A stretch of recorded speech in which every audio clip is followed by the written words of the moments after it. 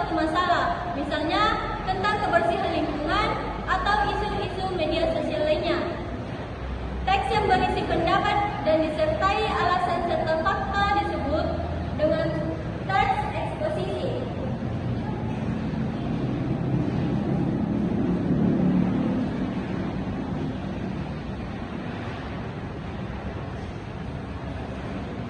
Apakah kalian pernah mendengar apa itu teks eksposisi?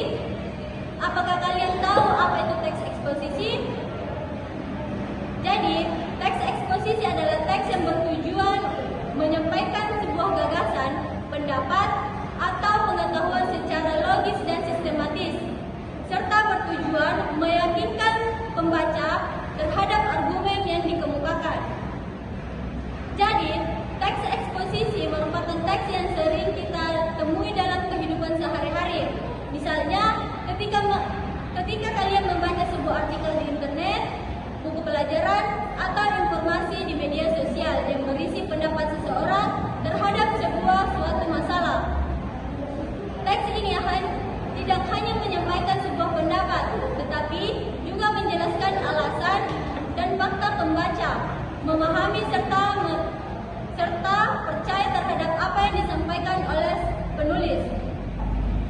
Dapat disimpulkan bahwa teks eksposisi bertujuan memberikan pengetahuan sekaligus meyakinkan pembaca melalui penjelasan yang logis yang dikemukakan dalam teks. Adapun ciri-ciri teks eksposisi diantara lain bersifat faktual dan argumentatif, menggunakan bahasa ilmiah, disusun secara logis, mengandung opini, serta didukung oleh data.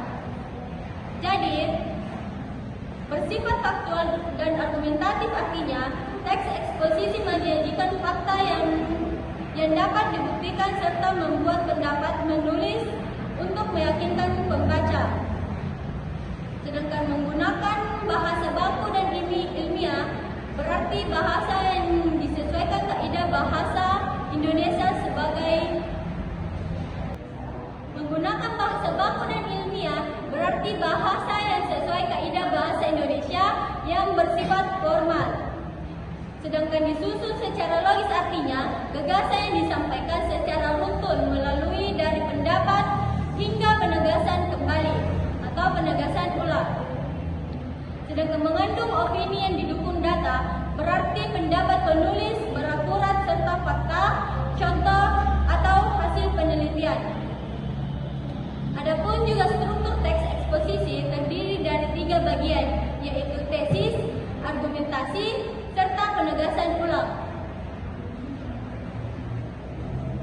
Tesis merupakan bagian dari isu, berisi isu, permasalahan, dan pandangan umum penulis terhadap suatu topik.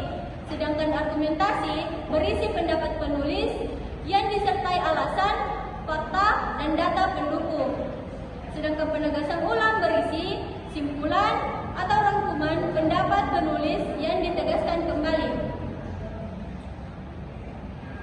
Adapun langkah-langkah penegasan teks eksposisi.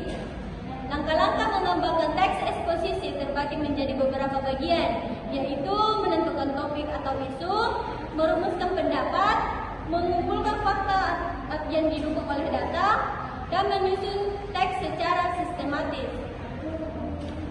Langkah-langkah ini membantu kita agar penulis eksposisi tersusun dengan baik dan mudah dipahami oleh pembaca.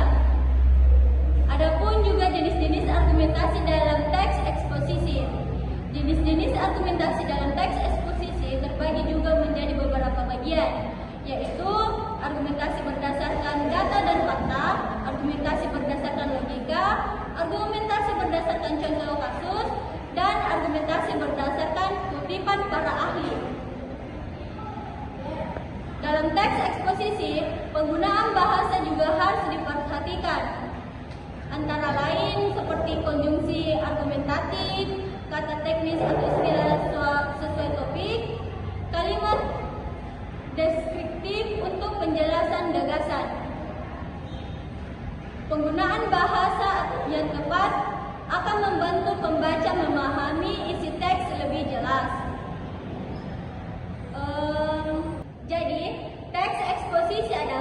yang mengemukakan pendapat yang didukung oleh sebuah data atau sebuah fakta. Kunci utama teks eksposisi terletak pada argumentasi yang kuat, logis, dan meyakinkan. Apakah sampai di sini ada yang belum paham apa itu teks eksposisi atau ada yang ingin dipertanyakan terkait materi hari ini?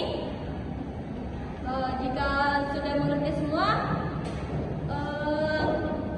saya akan mengukur pemahaman kalian mengenai teks eksposisi. Saya akan memberikan sebuah tugas dan tolong dikerjakan. Karena waktu sudah habis dan bel sudah berbunyi, tulis soal yang saya berikan. Tolong dijadikan saja pekerjaan rumah dan kumpulkan pekan depan pertemuan selanjutnya. Baik anak-anak, untuk pertemuan hari ini cukup sampai di sini. Jangan lupa tugasnya dikerjakan dan dikumpulkan pekan depan ya. Terima kasih atas perhatian dan partisipasi kalian untuk hari ini dan kegiatan hari ini. Semoga apa yang saya sampaikan bisa bermanfaat